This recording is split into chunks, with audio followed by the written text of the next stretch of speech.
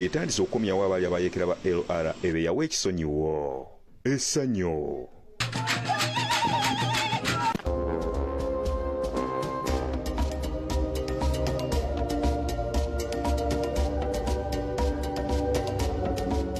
Gataliiko nfuufu mu bujjuvu ne ttiimu kabiri tikatugatandike n'ensonga ezeeyaliko omubaka owa Paalamenti wa Makindye West Haji Hussein Kyanjo avudde mu bulamu bw'ensi enkya ya leero ng'afiiridde mu ddwaliro ekibuli. Embeera ebadde yanyiika eddala ng'ab'eŋŋanda n'ab'emikwano bamukungubagira.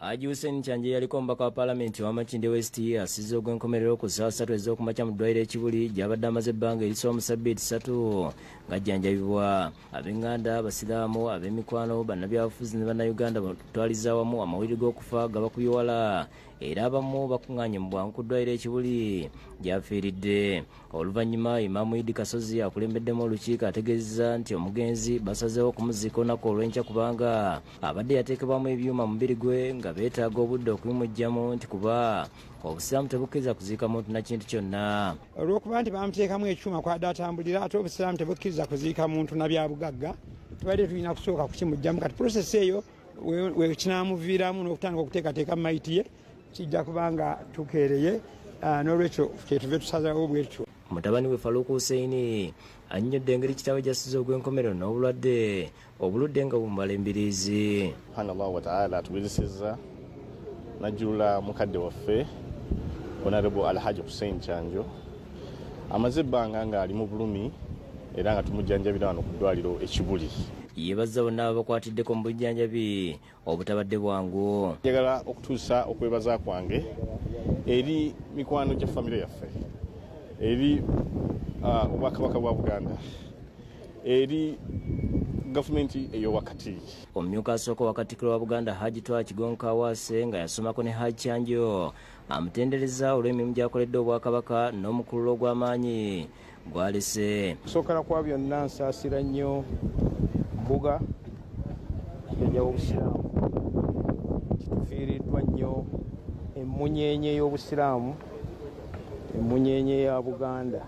Akulira abatabuliki mu ggwanga Sheikh Muhammad Yunus Kamoga naye anyweredde olw'okufa kwa Haji Kyanjo gwayise omulwanizi w'obusiraamu awatali kwetiirira ng'era ye omu ku batono abeesololayo okumuyimirira mu kiseera ng'avunaanibwa emisango gy'obutujju nga buli muntu tiyali atya okumusemberera.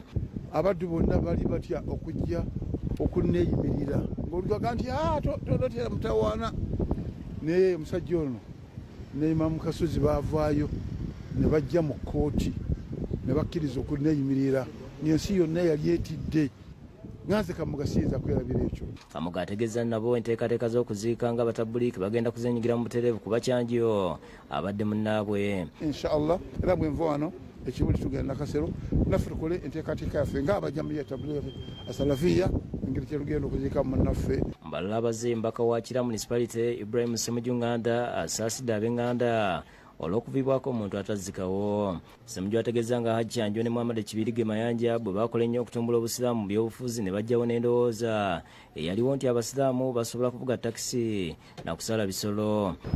Kuva mu bufuzi bw'amatwale abasiraamu baba batwalanga nti balina kuba nga basala nnyama n'okuvuga takisi. Kyanjo baatambula mu masomero gye twasomeranga mu sekendule mu yunivasite ne basobola okulaga ensi eno nti okubeera omusiraamu omuntu tekimufuula nti okutegeera kwe kutono. Agambye nti omukululo Kyanjo gwe yateekawo mu Paalamenti kyangibwa ku kyalo w'amawanga Emunyonyo mu Makindye nga twogeddeko n'abamu ku bakungubazi okuli ssentebe w'ekitundu Robert Bwire ne mmeeya wa Makindye Haji Ali Kasiringanda mu Lyannyama. Nze neebaza Katonda nti Kyanjo agenze n'omukululo gwe kubanga omuntu w'ofa ekiguli eyimirira bye bino eddoboozi lyo n'ebigambo. Kyanjo nga Buganda ng'Obusiraamu nga Munnayuganda nga Munnamakindye kifiiriddwa nnyo. Nze ndi mu kibiina ekya Yero Mwami Kyanjo abadde mu opposition naye ng'olaba nti entegeera y'ebintu nga ndala nnyo engeri gy'akwatamu ki ensonga. Kyanjo abadde anywerera ku kigambo kye era tugenda musubwa nnyo. Namalwaji Kyanjo Saala Nanyonga yeebazza bonna abeereddewo. Neebaza ebigambo byange byakwebaza byonna siina birala. Neebaza abantu mwenna ababeereddewo Haji mu bulamu bwe era twebaza ne Katokallo omulungi ow'ekitiibwa amusobozesezza okukola byonna by'asobodde okukola. Yekibirige Mayanja agambye nti bannajeema baakumusubwa nnyo. Ebadde karakiterisitiki ya Kyanjo nga bw'aba akutte ku mulimu aguteekamu amaanyi ge gonna Mukama Katonda ge yamuwa. So tufiiriddwa nnyo munnaffe ono naye tusaba Mukama Katonda ate amuwa ekiwummulo ekirungi. Ate Joel Ssenyonyi omubaka wa Nakawa West amwogeddeko ng'abadde ow'enjawulo era atalulunkanira byabufuzi.